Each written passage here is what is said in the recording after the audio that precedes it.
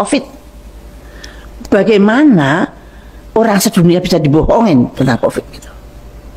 Bagaimana seluruh dunia bisa divaksin tanpa tahu apa yang dimasukkan dalam tubuhnya?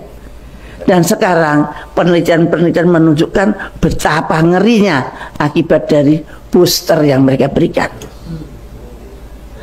Baru hari Kamis kemarin Pfizer dengan Moderna mengajukan izin pada FDA untuk membuat vaksin lagi Omicron yang ada XBB-nya, XBB apa. Artinya mereka akan membuat penyakit lagi. Nah, seperti itu. Kalau kita terus seperti ini, kapan kita mau selamat? Bapak-bapak, kita harus berhenti untuk bersangka baik tata cara di negara ini. Kita harus mencari jalan dengan cerdas, mencari jalan keluar dengan cerdas.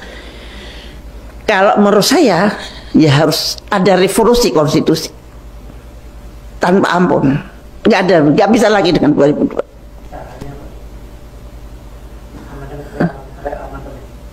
Amandemen itu tidak bisa. Kita harus kembali ke UUD 45 18 Agustus. Itu yang perlu dipikirkan. Ya itu yang harus. Kita janganlah kita nanti BPJS kita betulkan, nggak akan bisa betul. Lahirnya sudah tidak betul. Dan itu proksi. BPJS itu bukan untuk kesehatan rakyat, tapi untuk mengumpulkan dana dari rakyat kecil yang akhirnya dibawa oleh pemodal. Bapak-bapak kan nggak tahu kalau uang BPJS yang masuk ke bank itu di bawah OJK. Dan dari bawah OJK orang-orang tertentu pinjam, apa dikembalikan apa tidak tahu. Nah, bayangkan saja, saya itu betul-betul untung saya berjuang bukan karena saya supaya dikenal atau apa, enggak, saya berjuang karena Allah. Karena saya menjadi Menteri Kesehatan juga karena Allah. Saya bukan orang partai, bukan orang apa-apa, tiba-tiba disuruh jadi menteri dalam 2 jam. Nah, saya menolak berkali-kali tapi dipaksa oleh Pak SBY yang selama ini tidak pernah saya kenal.